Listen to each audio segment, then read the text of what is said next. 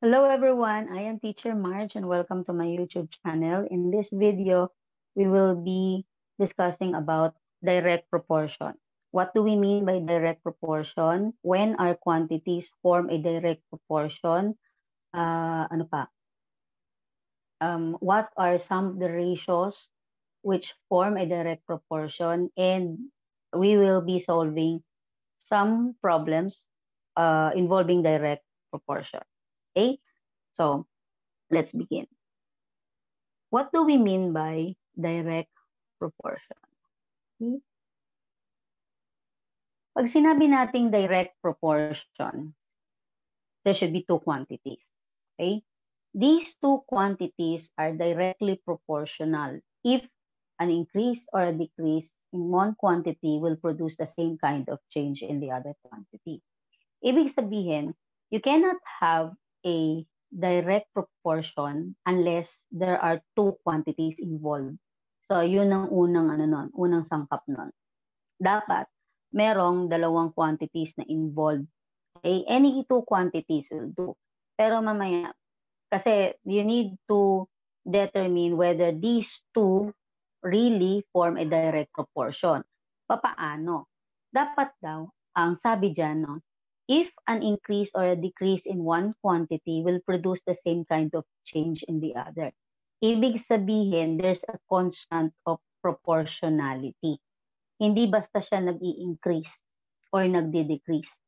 There's a certain ratio of increase between or with the first quantity and the second quantity.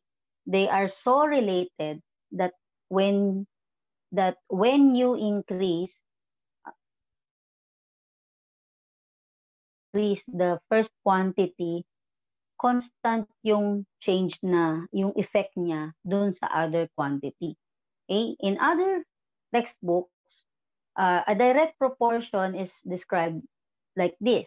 As the first quantity increases, the other quantity also increases proportionally. Hindi pwedeng tanggalin yung salitang proportionally. Kasi dapat regular yung pagtaas. Hindi basta tumaas lang. Okay? Tumaas ng dalawa, maya tumaas ng isa, tumaas ng... Hindi pwedeng ganon. There should be somehow a constant of proportionality when an increase happens with the first quantity and with the second quantity. Ganon din naman, if you decrease the first quantity, there is also a decrease in the second quantity or the other quantity, and it should be proportionally. Okay? Kailangan nandoon pa rin yung constant of proportionality. So that is what a direct proportion. Now, some of the examples of ratios which are directly proportional, one of them is distance and time. Okay? Ano yung distance and time? Imagine ninyo ganito yan, ha? Para malaman din ninyo kung paano malalaman kung yung dalawang quantities are directly related or directly proportional sa isa't isa. Take for example, distance and time. Okay? Pag ikaw, naglakad ka ng mas matagal, di ba mas malayo yung iyong mararating. The longer time it will, you are allowed to, let's say you are allowed to walk, the greater distance you'll cover. Pero kung babawasan yung oras ng biyahe mo, ganun din, mababawasan din yung mako-cover mong distance. Okay? So, that's direct proportion. Second one is the speed and distance. Okay? O, paano yun pag speed and distance? Imagine niyo kayo magta-travel kayo. Diba? Ikumpara ninyo yung pagta-travel ninyo ng naglalakad at saka nakabike. Okay? When you are walking and when you are riding a bike, alin ang mas mabilis? Which has a greater speed? Siyempre, yung pagbabike. Okay? So, considering na pag nagbike kayo, mas mabilis yung inyong travel, mas mataas yung speed ninyo, mas malaki rin yung distance na mako-cover ninyo within at the same amount of time. Diba? So, halimbawa, parang ganito, limang minuto ka maglakad at 5 minuto kang mag-bike. Diba? Alin sa dalawa ang mas mabilis? Yung pagbabike. Alin sa dalawa ang mas malayo ang mararating? Yung pagbabike. So it's direct proportion. Okay? As you increase the speed, then you also increase the distance that you'll cover. Okay? Third one, items per bag or items bag ratio o kaya naman items pack ratio, items pouch ratio, or kahit na anong bilang ng mga gamit na ilalagay ninyo sa isang lalagyan or container. So, item container ratio. Yung mga ganon. Okay? That is direct proportion. Mas maraming item ang ipapack mo, okay, na pare-pareho ang bilang, mas maraming bags ang kailangan mo. Babawasan mo yung item, babawasan mo rin yung bag na kailangan mo. Okay? Kung pantay-pantay ang paglalagay mo ng mga items sa isang bag. So that's direct proportion. Another one is persons group ratio. Okay? Kapag tao at grupo ang pinag-uusapan. Kung bubuo ka ng grupo at gusto mo ng mas maraming grupo, kailangan mo ng mas maraming tao. Okay? Conversely, kung mas maraming tao, mas maraming grupo ang magagawa mo. Okay? Last one in our list, but definitely hindi lang silang 5 yan, marami pa. Ito lang yung common. Items at saka cost ratio. What do we mean by items cost ratio? Halimbawa, bumili ako ng marker, may presyo siya. Pag nag-increase ako ng bilang ng marker na bibiling ko, syempre, mas tataas yung babayaran ko. Okay? So, as I increase the number of markers that I will buy, then that will also increase the amount or the cost that I need to pay. So, it's a direct proportion. So, mind you people, hindi lang itong 5 ratio na ito ang directly proportion. Okay? Ang directly proportional. Kumbaga, ilan lang yan. These 5 are just these 5 ratios are just common. They are the common ratios which give you a direct proportion situation. Okay? So, paano tayo nagsosolve ng mga direct proportion problem? Okay? Let's try some problems and I'll give you tips on how to solve each problem. Okay, nang mas madali para hindi na rin kayo malito. We have here a problem. Let's have this problem. Chris walked 3 kilometers for 42 minutes. How long will it take him to walk 4 kilometers at the same rate? Okay? So, ito yung kaninang isa sa mga listahan natin. Actually, yung speed, distance, time, quantity, yung triangle natin. Yung speed, distance, time, triangle natin. Yung tatlong yan, kapag ginagamit natin siya sa problem or if you're going to write a problem involving these 3 and it should be a proportion problem, kailangan yung isa doon sa tatlong quantity should remain constant. Okay? So in this case, for this particular problem, ang naging constant natin dyan ay yung rate kasi we have there at the same rate. Okay? So, ibig sabihin, dahil hindi na bago yung rate, we do not need to list that down. Okay? Or, insignificant detail yan. Insignificant talaga yun. Hindi siya ganun ka-importante. Masosolve natin yung problem nang hindi natin ginagamit yung rate or hindi natin kinakailangan yung rate. Okay? So, first things first. To solve a direct proportion problem, it would be very helpful if you're going to make a table of values. Okay? So, let's have a table for this. Okay? Mas madali kasi pag tinitable. Kasi mas na-organize ninyo yung inyong mga given. So, Chris walked 3 kilometers for 42 minutes. how long will it take him to walk 4 kilometers at the same time? Sa umpisa, ang usapan natin for for you to have a direct proportion, there should be two quantities. So we have the first quantity, Q sub 1, and second quantity, Q sub 2. So what we're going to do is to identify these two quantities dun sa problem natin. And what are these? Okay? We have 3 kilometers, 42 minutes, and 4 kilometers. Okay? So, actually, yung order naman yan, walang problema. Ang importante lang dyan, pag nag-fill up kayo ng table ninyo, yung quantity 1 ninyo, or yung first quantity ninyo, lagyan ninyo ng unit. Okay? Para hindi kayo mahirapan, lalo na kapag nag-organize kayo ng given data ng problem. Okay? And at the same time, pag nag-solve na kayo, you won't have any trouble at all in labeling your final answer. Okay?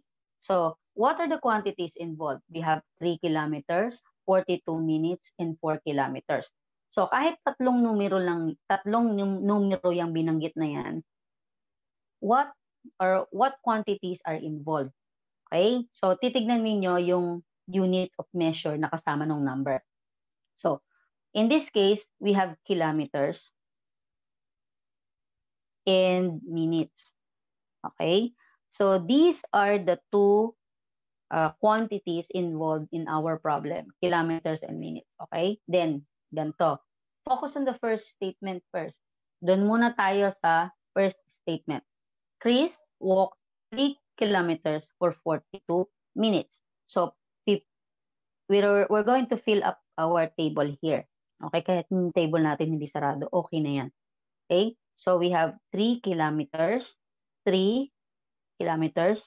for 42 minutes. Okay, yan yung unang sentence natin. And then, sa second sentence natin, how long will it take him to walk 4 kilometers at the same rate? So, anong numero yung binanggit doon? Yung 4. At ano yung unit of measure ng kasama ng 4? It's kilometers. So, ibig sabihin, nandito siya sa baba ng nasa under the kilometer column. Okay? So, we have 4. Okay? Ngayon, we only have 3. Paano ngayon yung 4? Kasi proportion yan. Dapat 4 ang inyong quantities. Okay? So, what is the fourth one? Yung fourth one natin, yung ating unknown or whatever is asked in the problem, which in this case is how long will it take him? Okay? O, eto yan. Hindi lahat ng tanong na how long, ang hinahanap nun ay length or distance. Okay? Titignan ninyo. Kapag yung how long, merong karugtong na will it take. Okay? How long will it? That phrase refers to time. Okay? Hindi siya sa distance. Okay? Kasi meron siyang karugtong na will it take. So, how long will it take means you need to find the number of minutes or how long or what is the time required. Okay? So, how long will it take him? We'll go here and we can use any letter of the alphabet, pero let's have na lang yung first letter ng ating unit of measure, which is M. Okay? So, let's recap yung mga details natin kung nakuha natin lahat. Chris walked 3 kilometers for 42 minutes. How long will it take him to walk 4 kilometers at the same rate? So, kompleto na yung table natin. We will now proceed to solving our direct proportion problem. Okay, tip. Para hindi kayo mahirapan at malito, kapag direct proportion will follow the arrow. Okay? We will follow the arrow. Ano yung arrow na yan? Ibig sabihin, we will form a ratio out of these 4 quantities following the arrow. So, ang unang ratio natin is 3 is to 42. Okay? So, dito tayo. 3 is to 42 equals, yung second arrow natin, 4 and M. So, 4 is to M. Okay? First quantity, second quantity, yung first instance or first incident. Tapos, first quantity, second quantity, second incident. Okay? So, ganun yun. Ito yung original, ito na yung may nabago. So, how do we do that?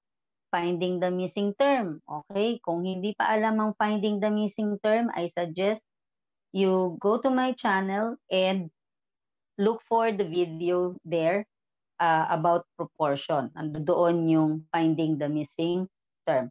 Okay? And go back to this particular video para hindi kayo malilito. Okay? Anyways, we have 3 is to 42 equals 4 is to M. Okay? By proportion, we mean that we need to multiply the means and the extremes. Okay? Yung means at saka extremes. Okay? Baguhin natin yung kulay para mas makita natin yung pattern ng pagsosolve. Okay? Extremes yung dulo, yung means yung loob. Sabi sa proportion, the product of the means is equal to the product of the extremes. So let's multiply the means, 42 and 4. So we have 42 times 4. Okay, yung naka-blue arrow natin na yon equals, extremes naman, yung product ng extremes, 3 and M. So we have 3 times M. Okay. You try to observe which of the two sides can be directly computed. Siyempre, yung parehong constant, 42 and 4. And what is 42 times 4? It's 168. And 168 should be equal to the product of the extremes 3 and M. Okay? Solving for M, diba? We have a multiplication statement. Yung product can be divided by any of the factors that made up the product. So in this case, yung 3 ang gagamitin nating pang divide. Okay? So here, in this case, 3 divided by 3 is 1, leaving us with M only. Okay? M na lang yan. And 168 divided by 3 is 56. So 56 is the value of M, or M is equal to 56. At ano nga yung M? Nasaan siya? Punta tayo sa table natin. It's under minutes. So ang pinaka-label natin, ang magiging label natin sa 56 will be minutes. Okay, then we go back to our problem. How long will it take him to walk 4 kilometers at the same rate? Okay, it will take him 46 minutes to walk 4 kilometers. Okay, let's go back. Let's reflect on our answer. Okay, naglakad si Chris ng 3 kilometro, 42 minutes. Kung gagawin nating 4 na kilometro, dapat yung 42 minutes madadagdagan din ng mga minuto. So in this case, it became 56 minutes. Tumaas ba? Yes. So we have a direct proportion. Okay? So that's how you solve direct proportion problem. Let's have another one.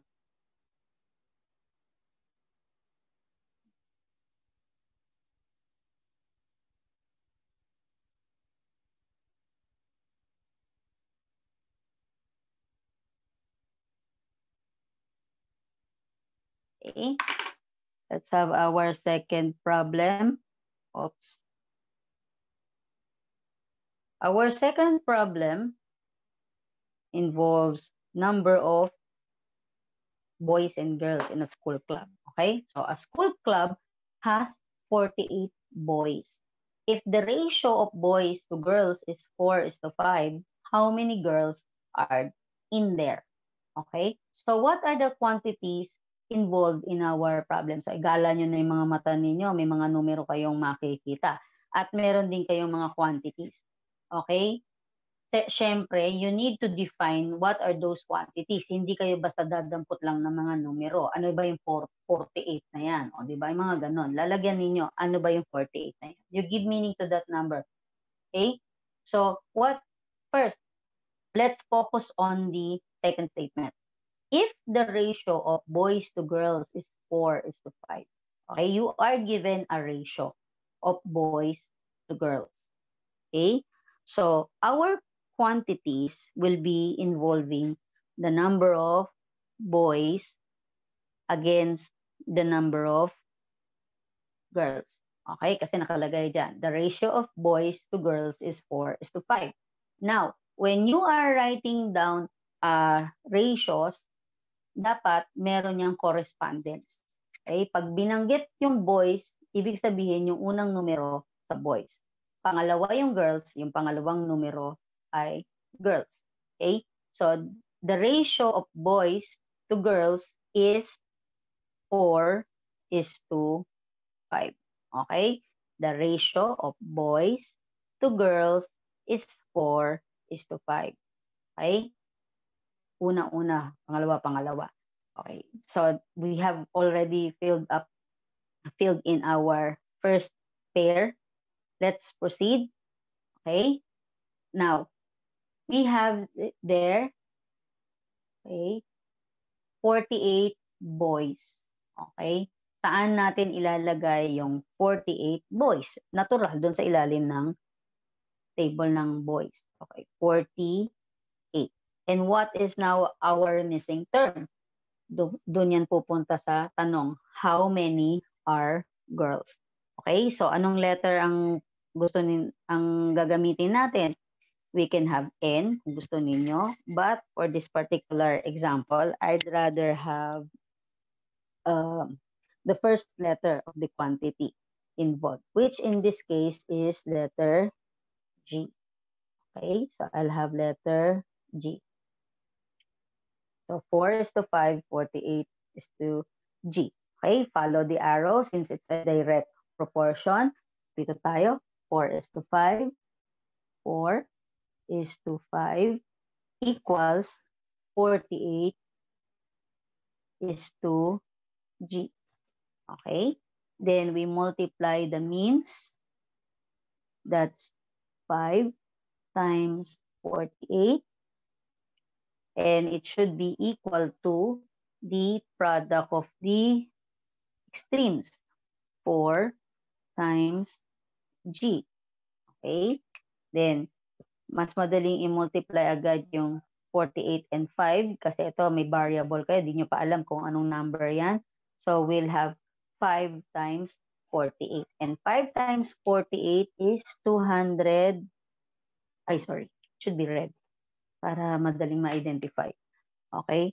240. Okay? 240 is equal to 4 times G. Okay?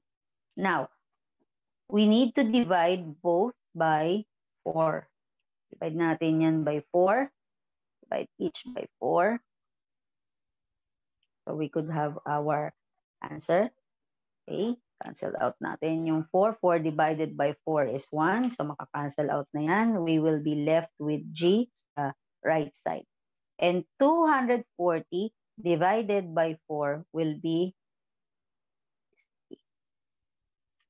Okay? Or G is equal to 60.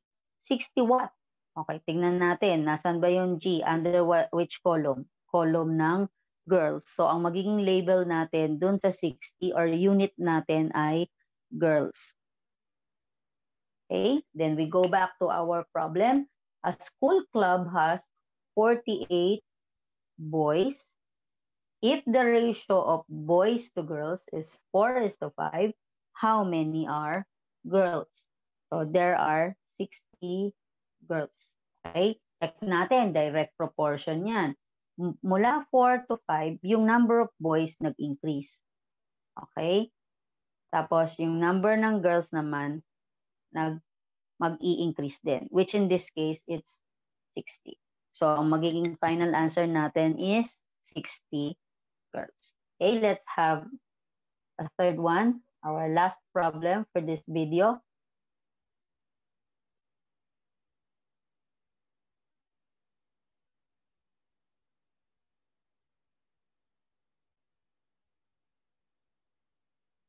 Okay, traveling, ay wala pa pala. Traveling at 12 kilometers per hour, Miko covered a distance of 9 kilometers. If he is to travel at the rate of 8 kilometers for the same amount of time, how far will he go? Okay, before we make a list of the data, no, before we complete the table, tingnan muna natin.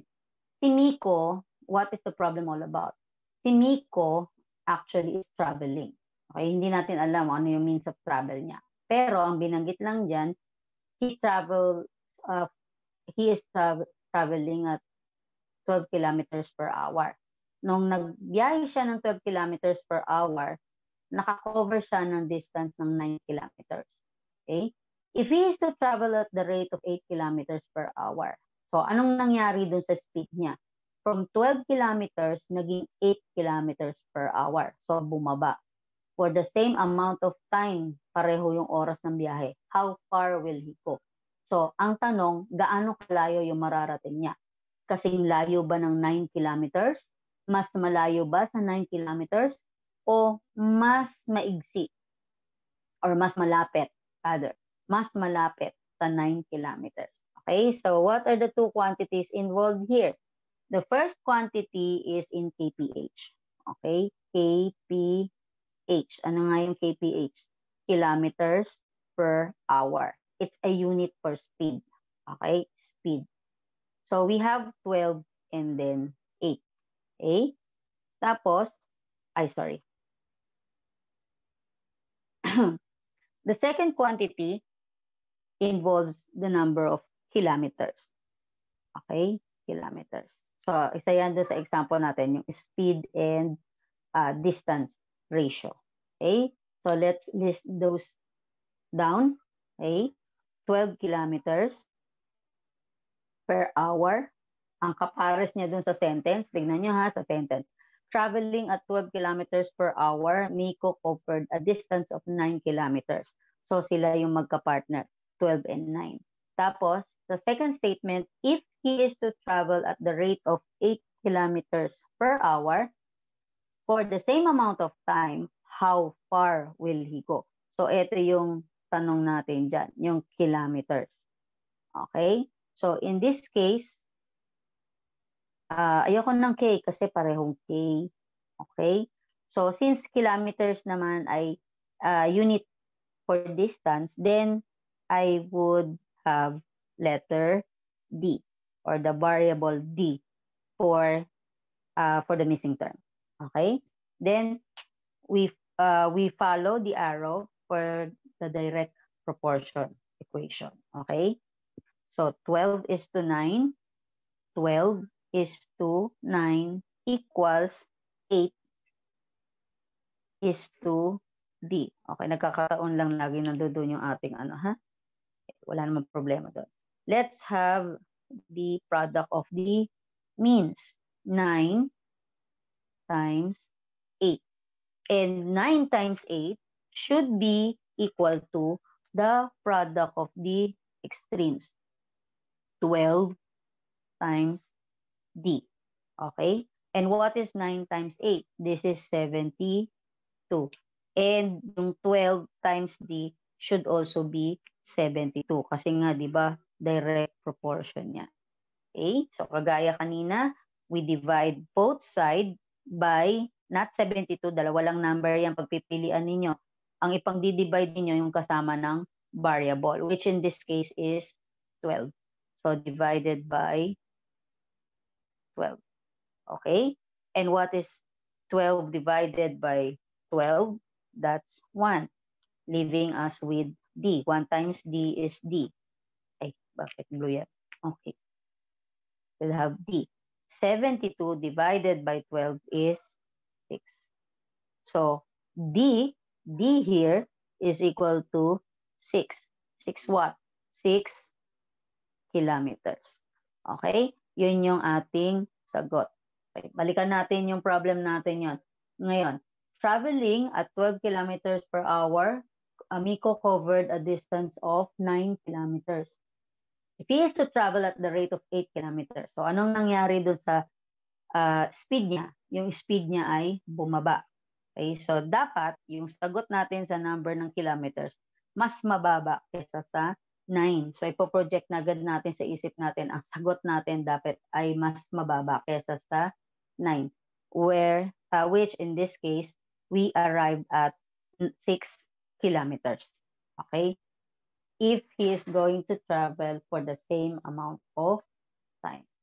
Okay? So, that's how you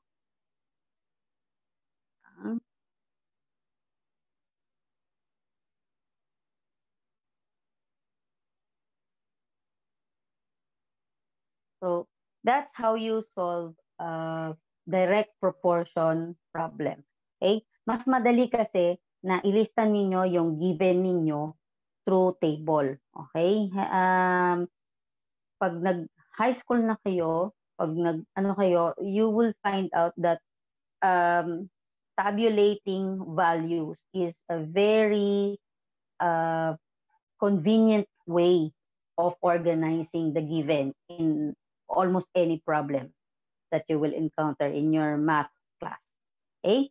So I hope you learned something from this video. I suggest that you visit my channel and go and visit watch my other videos in math, and please do subscribe and give this video a thumbs up. I will also appreciate it if you share this video with some of your friends o kaya mga kapatid ninyo o kaya kapitbahay ninyo na naghahanap ng mga lesson videos about proportion. Please, there's a second problem. We have an inverse proportion problem on another video. Please do watch that. Okay? Goodbye and God bless. Thank you.